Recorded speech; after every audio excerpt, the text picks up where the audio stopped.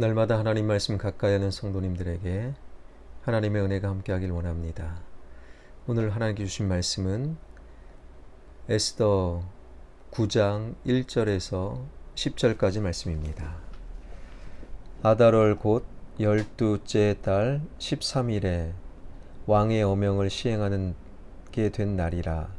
유다인의 대적들이 그들을 제거하기를 바랐더니 유다인이 도리어 자기들을 미워하는 자들을 제거하게 된 그날에 유다인들이 아하수에로 왕의 각 지방 각 읍에 모여 자기들을 해하고자 한 자를 죽이려 하니 모든 민족이 그들을 두려워하여 능히 막을 자가 없고 각 지방 모든 지방관과 대신들과 총독들과 왕의 사물을 보는 자들이 모르드게를 두려워하므로 다 유다인을 도우니 모르드게가 왕궁에서 존귀하여 점점 창대하매 이 사람 모르드게의 명성이 각 지방에 퍼지더라.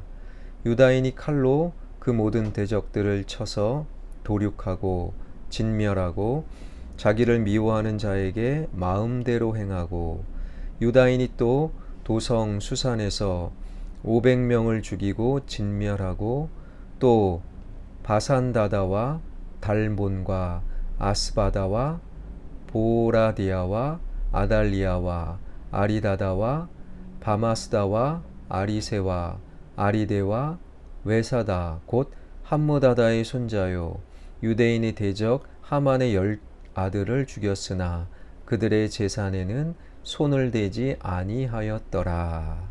아멘. 오늘 본문은요, 아하수에로 왕 제12년 12월 13일을 시간적 배경으로 삼고 있지요. 이때는 하만의 유대인 말살 계획에 의하여 바로 그 하루 동안 유대인들을 말살하려는 그러한 날, 그렇게 지정된 날로 그러나 하만이 죽고 모르드게가 2인자가 됐지요. 그리고 어제 살핀 대로 8장에서 왕의 새로운 조사에 따라서 유대인들이 대적들로부터 자신들을 보호할 수 있는 권한을 부여받은 그러한 내용의 조서가 반포된 8장의 사건으로부터 약 9개월 정도가 흐른 시점입니다. 이로써 유대인들을 죽이려는 하만에 의한 조서와 새로운 조서 모르드게에 의한 유다인들이 자신들을 죽이려는 자들로부터 보호할 수 있는 새로운 조서, 그 날이 바로 찾아온 거지요. 유다인들과 대적들의 한판 결전의 날이 찾아오게 된 것입니다. 1절 아달월 곧 12째 달 13일은 왕의 어명을 시행하게 된 날이라. 유다인의 대적들이 그들을 제거하기를 바랐더니 유다인이 도리어 자기들을 미워하는 자들을 제거하게 된 그날에.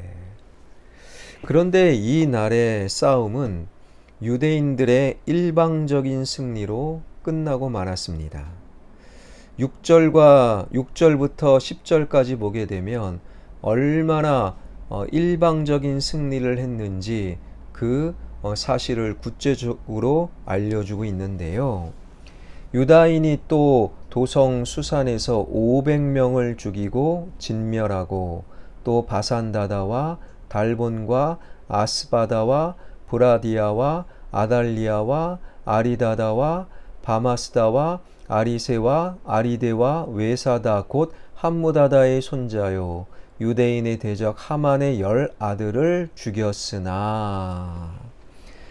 그러니까 유다인들은 수산성에서 500명의 대적을 죽이고 그리고 하만의 10아들들을 죽였다. 일방적인 승리를 하게 된 것이지요. 한편 유대인들이 대적 진멸한 곳은 12월 13일 하루로 그치지 않았습니다. 읽었던 본문을 넘어서 보게 되면요, 그 다음 12월 14일까지 대적들에 대한 진멸을 이어가게 되었는데 에스더 9장 13절입니다. 에스더가 이르되 왕이 만일 좋게 여기시면 수산에 사는 유다인들이 내일도 오늘 조서대로 행하게 하시고 하만의 10 아들의 시체를 나무에 매달게 하소서 하니, 에스더의 청을 받아들인 아하수에로의 허락으로 14일에도 수산성에서는 300명을 더 진멸하게 된 것이지요. 뿐만 아니라 15절에 의하면 수산을 제외한 페르시아 제국 전역에서 유대인들이 진멸한 대적의 수가 7만 5천 명이나 되었다라는 것입니다. 여기서 말씀을 제대로 모르는 사람들은 에스더와 모르드게 그리고 하나님을 믿는 유대인들이 너무 잔인한 것 아니야? 12월 13일 하루만 해도 충분한 것을 왜 그 다음 날까지 그리고 수만 명의 사람들을 진멸하였느냐? 이거 좀 잔인하다. 말씀을 모르는 사람들은 그렇게 오해할 수도 있는 것이지요. 오늘 본문의 사건은요, 그저 사람이 자신을 공격하는 대적에게 정당방위로 그들과 싸워 자신을 지켜냈다, 그렇게 생각하면 곤란합니다. 여기서 참으로 중요한 말씀이 10절 하반절에 있는데요. 곧 함무다다의 손자요 유다인의 대적 하만의 10 아들을 죽였으나 그들의 재산에는 손을 대지 아니하였더라. 그들의 재산에는 손을 대지 아니하였더라. 이 말씀이 참 중요한 말씀이에요. 12월 13일 하루 동안 수산성에서만 500명을 진멸하고 그리고 하만의 10 아들을 죽였어요. 그런데 그들의 재산에는 아예 손을 대지 아니하였다. 15절에서도 그리고 16절에서도 그들의 재산에는 손을 대지 아니하였다, 이 말씀을 반복하고 있지요. 아니, 왜 그들의 재산에 손을 대지 아니하였느냐? 페르시아 왕이 허락하지 않아서 그런가? 그것은 아닙니다. 오히려 페르시아 왕, 그 왕은요, 허락을 했어요. 에스더 8장 11절입니다. 조소에는 왕이 여러 고을에 있는 유다인들에게 허락하여 그들이 함께 모여 스스로 생명을 보호하여 각 지방의 백성 중 세력을 가지고 그들을 치려하는 자들과 그들의 처자를 죽이고 도륙하고 진멸하고 그 재산을 탈취하게 하되, 유대인들을 공격하려 오는 대적들을 죽이고 진멸하고 그리고 그들의 재산을 탈취하라, 페르시아 왕이 아예 공식적으로 허락을 했다라는 거예요. 더욱이 당시 전쟁에서 승리한 자들은 전쟁에서 패배한 자들의 재산, 그들의 소유를 전리품으로 삼는 것을 일반적으로 자연스럽게 생각하던 터, 그런데 왜 그들의 재산에 손을 대지 아니하였느냐? 이 말씀에는 아주 깊은 영적인 의미가 숨겨져 있습니다. 모르드게와 하만, 모르드게는 에스더서가 어떻게 소개하는가? 에스더서 2장 5절에 보게 되면 모르드게를 이렇게 소개합니다.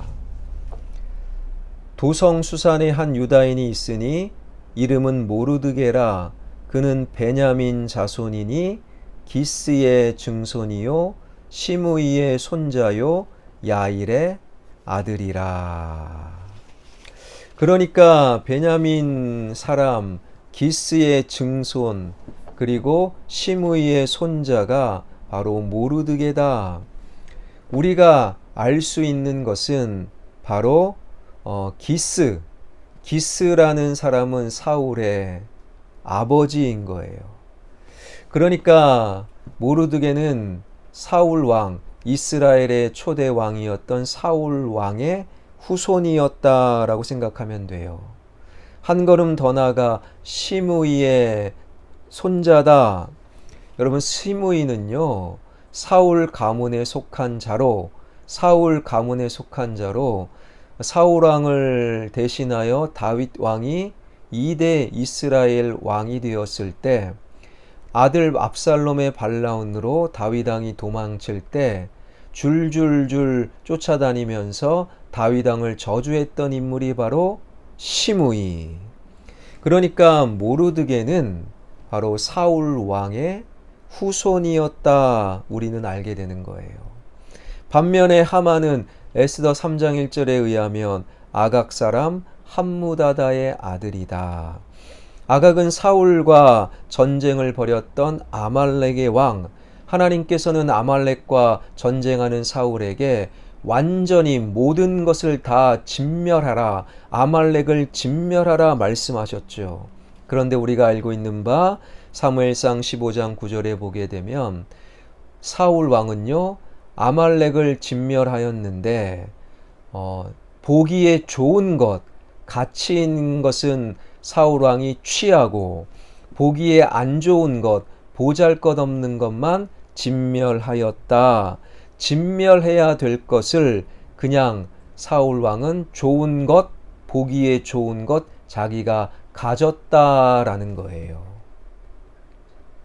이렇게 사울 왕과 아말렉 왕 아각, 그런데 사울 왕의 후손이었던 모르드게와 아각의 후손이었던 하만, 모르드게와 유대인들은 사울 때와는 달리 허락된 재물, 허락된 소유, 그것에 눈독 들이지 아니하고 그것에 마음 빼앗기지 아니하고 손을 대지 않았고, 성경은 이 사실을 3번이나 강조함으로써 이 전쟁이 단순한 전쟁, 단순한 소유를 위한 전쟁, 단순히 인간이 이끄는 전쟁이 아니라 하나님이 이끄는 영적인 전쟁임을 우리에게 보여주는 거예요.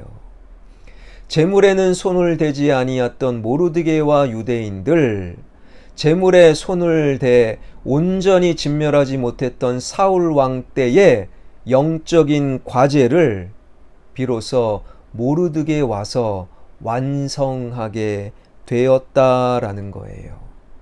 과거 사울이 취하고 남겨두었던 진멸해야 될 것을 이제서야 진멸하게 되었다. 이것이 바로 그들의 재산에는 손을 대지 아니하였다, 이 말씀 속에 담겨져 있는 하나님의 마음인 거예요.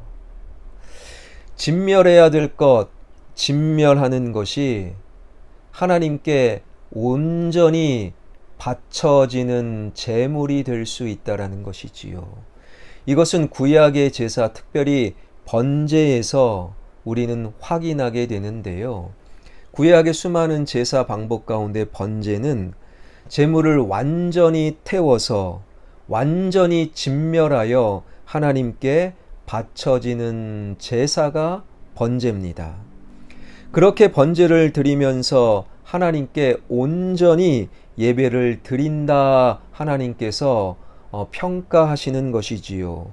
그 과정에서 불로 태워지는 번제물 입장에서는 남는 것이 없어요. 완전히 진멸되는 겁니다. 번제물은 진멸을 당하나, 그러나 진멸당해야 하는 그것으로 말미암아 하나님께 온전히 드려지는 번제, 제사, 예배가 될 수 있다라는 거예요. 사울왕이 완성하지 못했던 그 진멸, 그 예배를 모르드게에 와서 완성하고 온전히 하나님께 드릴 수 있었다라는 것이지요. 진멸해야 될 것, 여러분 진멸할 수 있길 바랍니다. 눈에 보기 좋은 것, 당장 나에게 이익을 줄 수 있는 것, 그래서 진멸해야 되는 그것을 여전히 취하고 남겨둔 것은 아닌지요. 그러한 예배, 그러한 우리의 믿음, 그러한 기도는 하나님께 온전히 받쳐질 수가 없는 것이지요. 하나님 앞에 진멸해야 될 것 진멸함으로 나의 신앙과 예배와 기도와 믿음과 나의 삶이 온전히 하나님께 바쳐지는 것이 되길 주님의 이름으로 축원합니다. 기도하겠습니다. 살아계신 하나님 감사드립니다. 오늘 말씀 마음속에 새기며 사울 왕이 완성하지 못했던 진멸, 모르드게 와서 그들의 재산을 취하지 아니하므로 진멸해야 될 것 진멸하려는 영적인 완성을 모르드게에 와서 하나님께 했던, 그래서 그들의 예배와 그들의 신앙이 온전히 하나님께 바쳐진 것이 되었던 이 말씀 마음속에 새기며 하나님 말씀 앞에 하나님 보시기에 내 삶에, 우리 가정에, 우리 일터에, 우리 교회에 진멸해야 될 것 진멸할 수 있는 은혜를 주셔서 우리 교회가, 우리 가정이, 우리 신앙이, 우리 삶이, 우리 믿음과 우리 예배와 우리 기도가 온전히 하나님께 바쳐지는 것이 되게 하여 주옵소서. 살아계신 하나님, 수요일 우리 교회 가운데 하나님의 크신 뜻이 임하게 하여 주시고 하나님의 인도하심에 따라서 지역개발과 그리고 성전 건축 속에서 서울시 모아타운 지정이 하나님 선정되었습니다. 여러 가지 법적인 절차 해결해야 될 문제가 많으나 하나님의 인도하심을 따라 우리가 믿음으로 온전히 기다리오니 믿음의 기다림 가운데 놀라운 기쁨의 은혜를 하나님 이 지역과 우리 화평교회에 내려 주옵소서. 화평교회를 섬기는 모든 섬김이들, 모든 봉사자들 하나님 앞에 충성된 일꾼으로 서고 있사오니 하늘문을 여시옵고 하나님께서 갚아 주옵소서. 이 나라의 민족 경제가 회복되게 하여 주시고 이 나라의 민족 신뢰가 회복되게 하여 주시고 이 나라의 민족의 하나님의 크신 은혜와 은총 가운데 하나님 회복과 치유와 변화의 역사가 일어나게 하여 주옵소서. 예수 그리스도의 이름으로 기도하옵나이다. 아멘.